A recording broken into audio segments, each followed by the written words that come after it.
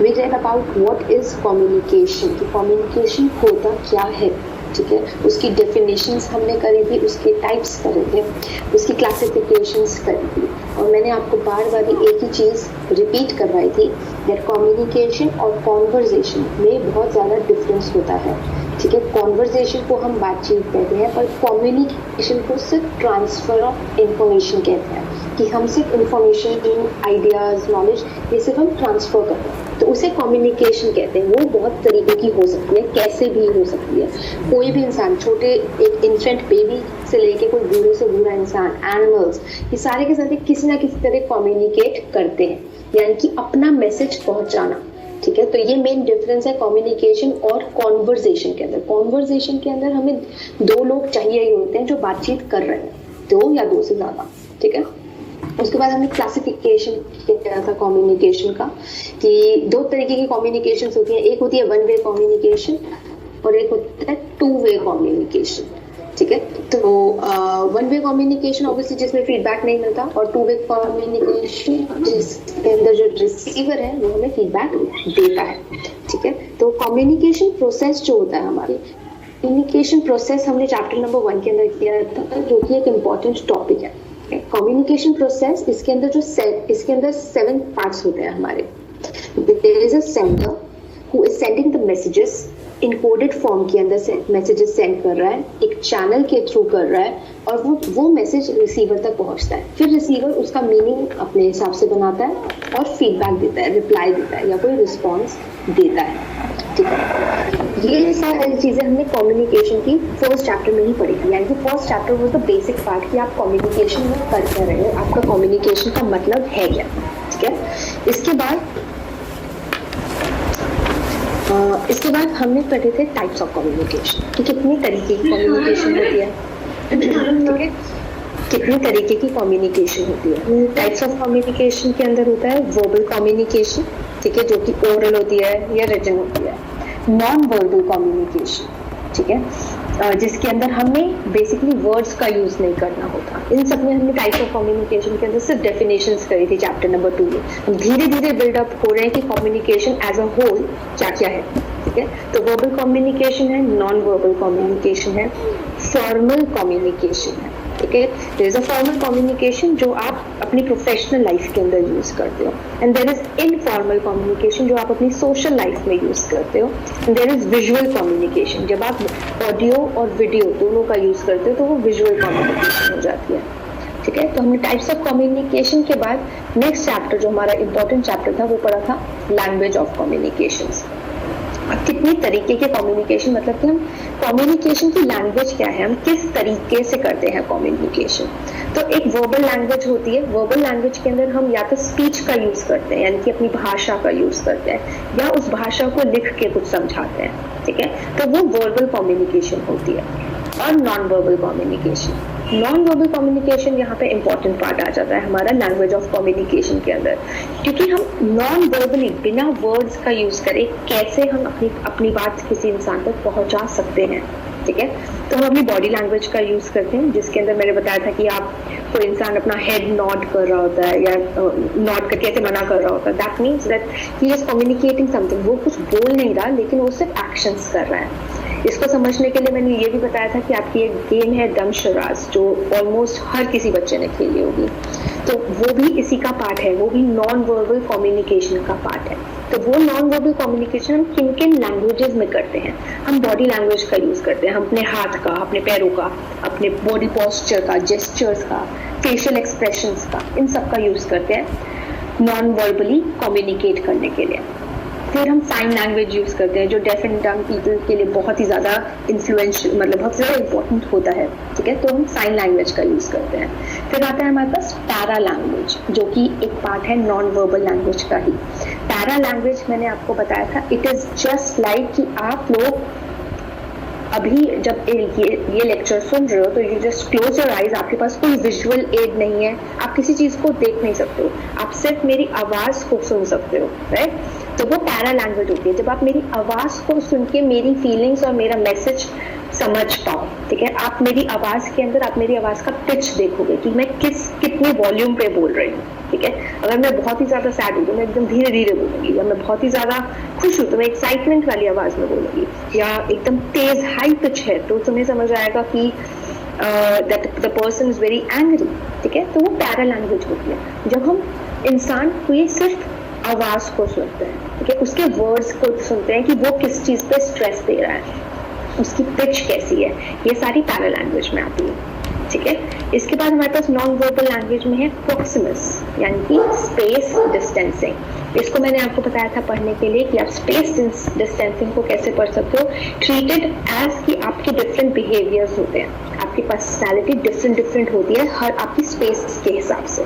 तो इस स्पेस को जो लोग पढ़ते हैं, the study of space distancing is Proximus, ठीक है। तो काफी सारी स्पेसेस के इश्यूज आते हैं हमारे पास, जैसे कि हमारे पास हमारा इंटीमेट स्पेस होता है जिसके अंदर हम बहुत ही क्लोज लोगों से बात करते हैं, तो हमारी बिहेवियर उस वक्त बहुत अलग होता है, ठीक है। हमारा प्राइवेट स्पेस होता है जब हम अपने सिबलिंग्स के साथ, अपने पेरेंट्स के साथ बात कर रहे होते हैं, तब वहां पे हमारा बिहेवियर अलग हो जाता है, ठीक है। फिर हम अपने फ्रेंड्स से बात कर रहे होते हैं, सोशल स्पेस के अंदर बात कर रहे होते हैं, तब हम अलग तरीके से बिहेव करते हैं, अलग तरीके से कम्युनिकेट करते हैं, ठीक है। तो ये स्पेस डिस्टेंसिंग है कि आपके डिफरेंट स्पेसेस है जिसके अंदर आप अलग अलग तरीके से कम्युनिकेट करोगे, ठीक है।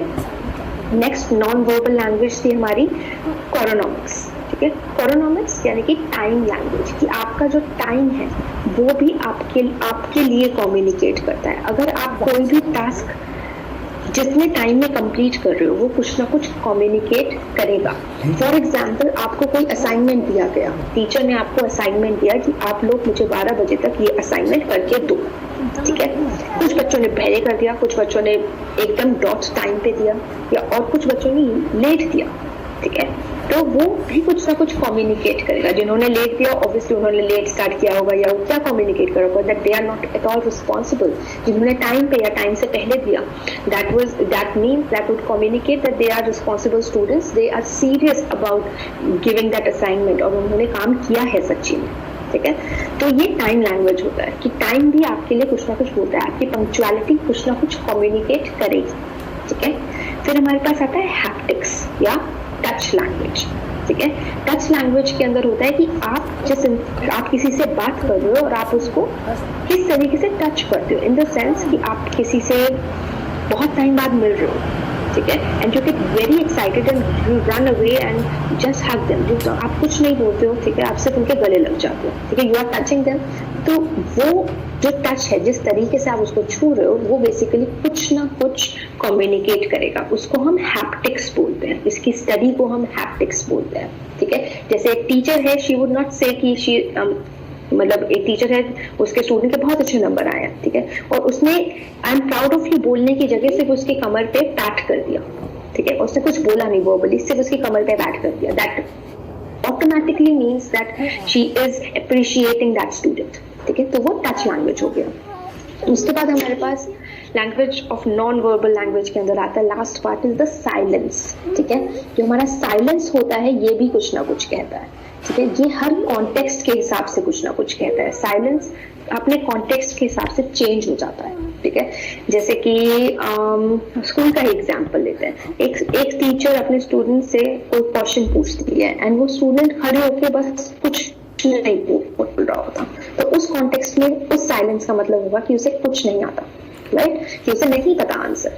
उसी जगह पे अगर एक बच्चे को डांट पड़ रही है एंड वो उल्टा कोई जवाब नहीं दे रहा, वो बस शांत बैठा है, ठीक है, that will also communicate something, कि या तो वो बहुत ही ज्यादा दुखी है या he is very much regretting his whatever he has done, जिसके ऊपर उसको इतनी डांट पड़ रही है, ठीक है। तो साइलेंस भी नॉन वर्बल लैंग्वेज का पार्ट है।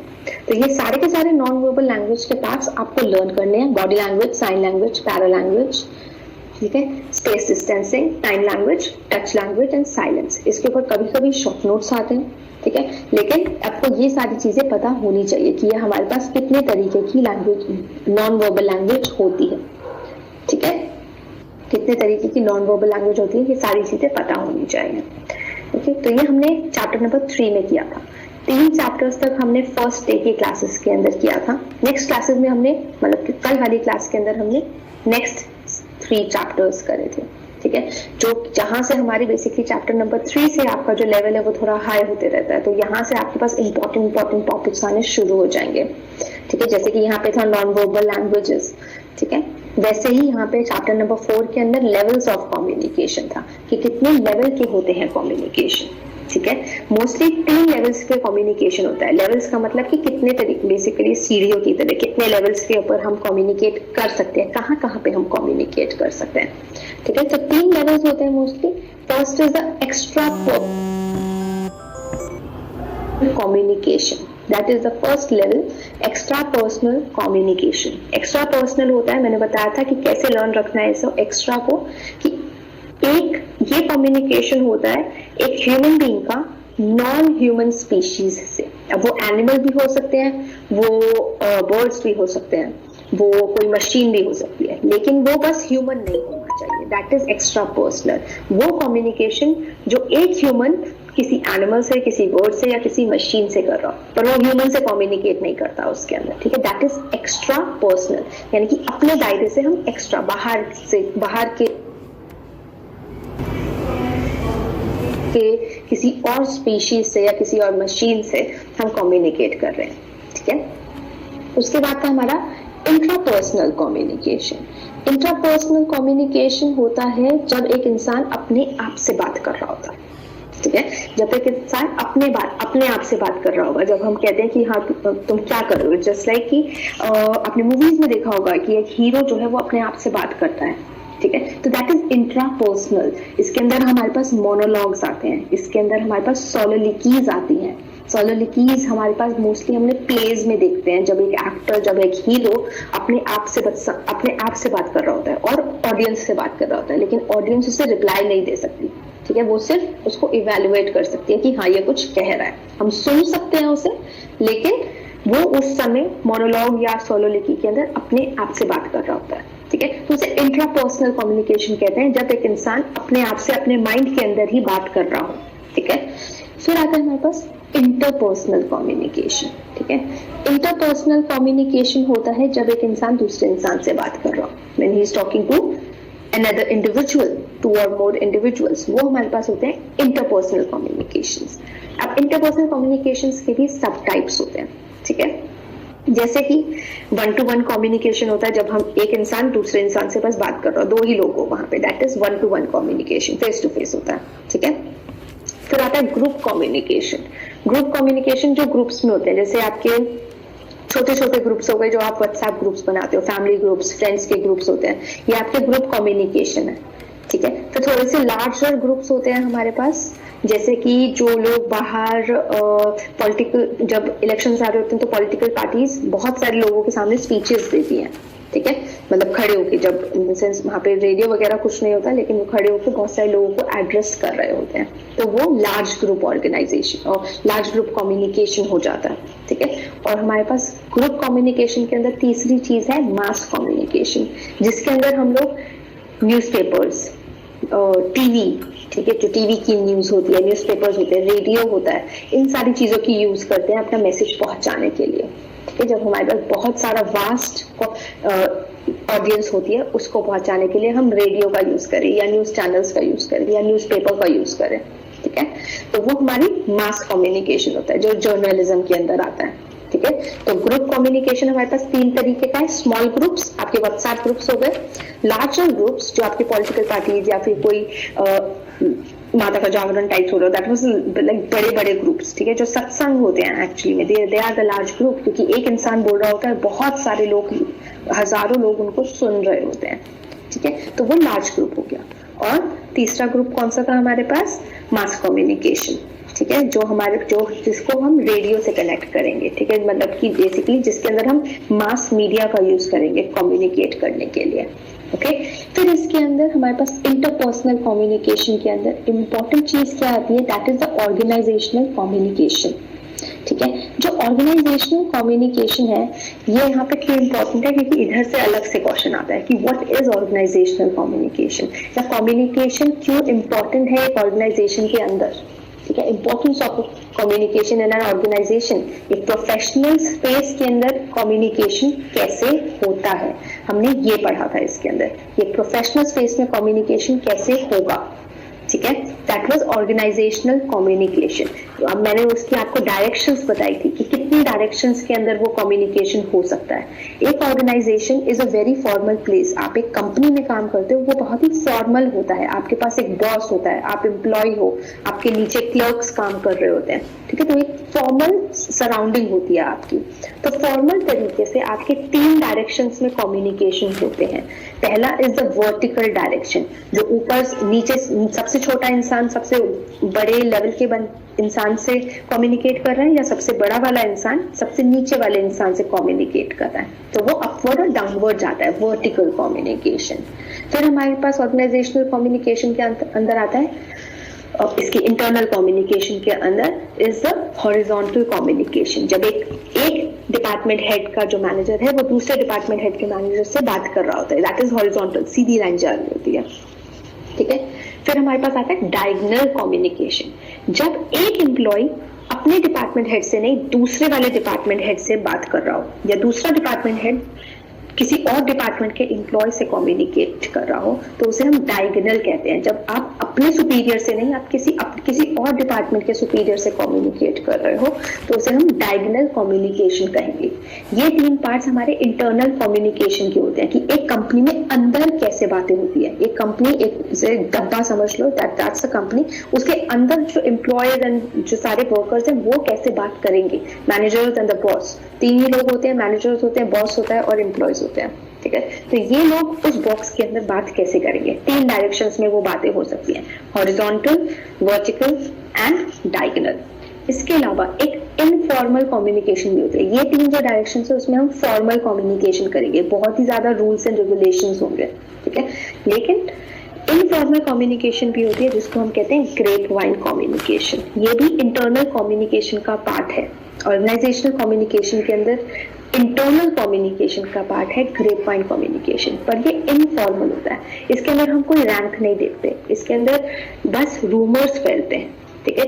जैसे एक ग्रेप जो होता है वो अंगूर का पूरा गुच्छा होता है, राइट, तो उसकी जो जितनी भी डंडियां हैं वो इधर उधर जा रही होती है, उनका कोई डायरेक्शन नहीं होता, कोई फिक्स्ड डायरेक्शन नहीं है उनका, कहीं से भी कोई भी डंडी निकल रही है, राइट, तो उसका कोई फिक्स्ड डायरेक्शन नहीं है। सेम ग्रेप वाइन कम्युनिकेशन होती है, उस कम्युनिकेशन, उस मैसेज का भी कोई डायरेक्शन नहीं होता, ठीक है, वो कोई रैंक को फॉलो नहीं करता, वो इधर उधर बस चलता रहता है, ठीक है।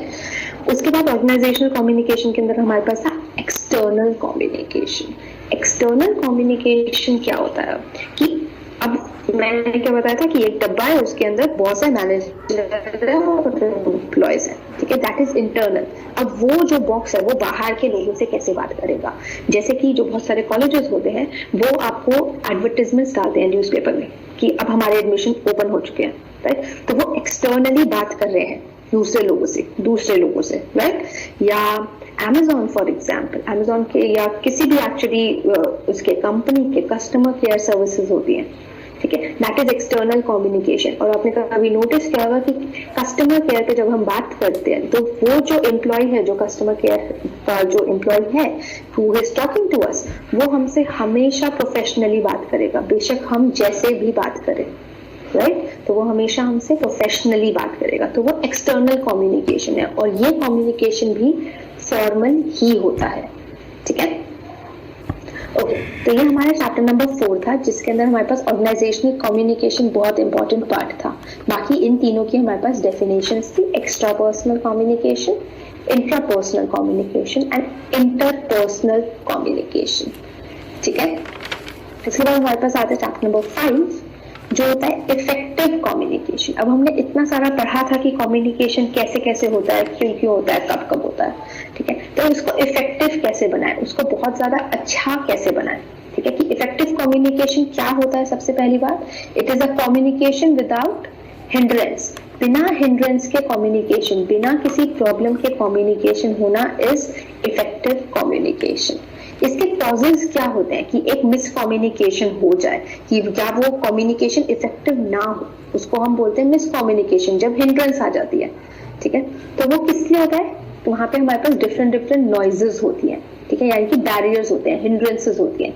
नॉइजेस कैसी कैसी होती हैं? There is physical noise, there is physiological noise, there is psychological noise and there is semantic noise, ठीक है। ये 4 नॉइजेस मैंने आपको कल करवाई थी, ठीक है, कि हमारे पास 4 तरीके के हिंड्रेंसेस आते हैं फॉर मिस कम्युनिकेशन। फिजिकल, जिसके अंदर हम कुछ नहीं कर सकते। फॉर एग्जाम्पल, अभी आप लोग ऑनलाइन क्लास ले रहे हो एंड आप कई लोग वाईफाई पे ले रहे हैं, कई लोग अपना मोबाइल डेटा पे ले रहे हैं, ठीक है, लेकिन वाईफाई मोस्टली खराब हो जाते हैं। अगर अभी बारिश आने लग जाए या आंधी चलने लग जाए तो उनका तार वार हिल जाए, अगर हिल जाए, ठीक है, तो वो खराब हो जाएंगे, आपका नेटवर्क नहीं आएगा। तो उसको हम फिजिकल नॉइज कहेंगे, जिसके ऊपर आपका कोई जोर नहीं है, जिसके ऊपर जो सेंडर है जो मैसेज भेज रहा है या जो रिसीवर है जिसको मैसेज मिल रहा है उसका कोई कंट्रोल नहीं है, उसको हम फिजिकल नॉइज कहेंगे, ठीक है। फिर फिजियोलॉजिकल नॉइज, फिजियोलॉजिकल नॉइज जिसका मतलब ये है कि या तो स्पीकर में कुछ फिजिकली कुछ गड़बड़ है या जो लिसनर है उसके अंदर कुछ फिजिकली गड़बड़ है, ठीक है। फॉर एग्जाम्पल, अगर मैं कोई आपको मैसेज देना चाहती हूँ, ठीक है, और मैं बीच बीच में अटक अटक के बोल रही हूँ, ठीक है, अगर मैं बीच बीच में अटक अटक के बोलूंगी तो आपको नहीं समझ आएगा, तो वो मेरा फॉल्ट है, ठीक है, वो मेरे अंदर कुछ कमी है जिसकी वजह से मैं आपको मैसेज नहीं पहुंचा पा रही। और एक और एग्जांपल क्या है लिसनर की तरफ से, that what if the listener has hearing problems, उनको ऊंचा सुनाई देता है, ठीक है, अगर उनको ऊंचा सुनाई देता है तो आप कैसे आगे बढ़ोगे, राइट? आप उनको नहीं समझा पाओगे, आपको तेज तेज बोलना पड़ेगा, फिर भी नहीं सुनाई देगा, आपको 3 बार रिपीट करना पड़ेगा, फिर भी नहीं सुनाई देगा, तो ये भी मिस कम्युनिकेशन होता है। फिर उनको कुछ और ही सुनाई दे जाएगा, ठीक है, तो वो फिजियोलॉजिकल नॉइजेस होती हैं जिसके अंदर स्पीकर या लिसनर के अंदर कुछ ना कुछ कमी होती है, ठीक है। फिर होता है साइकोलॉजिकल नॉइज। साइकोलॉजिकल नॉइज होता है कि जब आप किसी को देख के, ठीक है, आप किसी स्पीकर को या जिसकी भी आप बात सुनना चाहते हो उसको देखकर, ठीक है, या जो भी बोल रहा है उसको देखकर आप पहले ही एक जजमेंट क्रिएट कर लेते हो अपने अंदर, आप अपने अंदर एक जजमेंट क्रिएट कर लेते हो जिसकी वजह से, जिसको हम बोलते हैं प्री कंसीव्ड नोशंस आपके पास होते हैं, ठीक है, कि आप किसी को देख के अपनी एक जजमेंट क्रिएट कर लेते हो और वो जो आपकी राय है, जो जजमेंट है, वो आपको सुनने नहीं देगी उस इंसान की बात, फिर आप उसको उसी नजरिए से देखोगे और आप उसकी बात नहीं समझ पाओगे, मैसेज आप तक नहीं पहुंच पाएगा, ठीक है।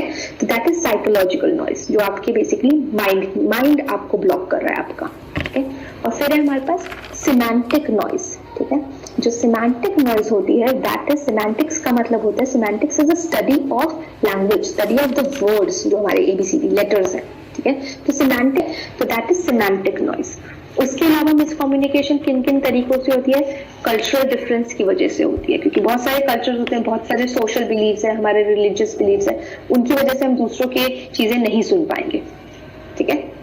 फिर रूल्स एंड रेगुलेशंस की वजह से कभी कभी कम्युनिकेशन नहीं हो पाता पूरा, जैसे कि रूल्स एंड रेगुलेशंस हो इन द सेंस कि आप लोग किसी कस्टमर केयर पर फोन कर रहे हो, ठीक है, and you say I demand to talk to the manager, मुझे मैनेजर से बात करनी है, ठीक है, लेकिन बहुत सारे रूल्स एंड रेगुलेशंस हैं, ठीक है, वो जो एम्प्लॉय है वो ऐसे ही किसी की मैनेजर से बात नहीं करवाएगा, ठीक है, तो वो कहेगा कि नहीं, मैं नहीं करवा सकता। तो इन रूल्स एंड रेगुलेशंस की वजह से आपका जो मैसेज है वो उस मैनेजर तक नहीं पहुंच पाएगा, ठीक है। फिर मैकेनिकल फेलियर्स होते हैं, जैसे कि आपकी बैटरी डेड हो जाए, ठीक है, आपका कंप्यूटर का स्क्रीन खराब हो जाए, मदरबोर्ड खराब हो जाए, समथिंग लाइक दैट। तो मैकेनिकल फेलियर्स होते हैं जिसकी वजह से कम्युनिकेशन नहीं हो पाता, ठीक है।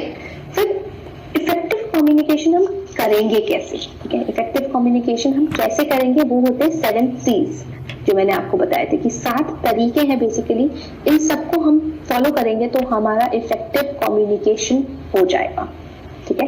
इन 7 तरीकों को हम फॉलो करेंगे तो हमारा इफेक्टिव कम्युनिकेशन होगा, और ये सारे के सारे 7 चीजें C से शुरू हैं। और एक और चीज ध्यान रखनी है कि ये सारी की सारी चीजें स्पीकर ओरिएंटेड हैं, एक स्पीकर होना चाहिए, यानी कि हमें इधर उधर की बातें नहीं करनी है उस मैसेज के अंदर, वो एकदम कंसाइज होना चाहिए, आपको फालतू की चीजें हटा के पॉइंट की बात करनी है, ठीक है।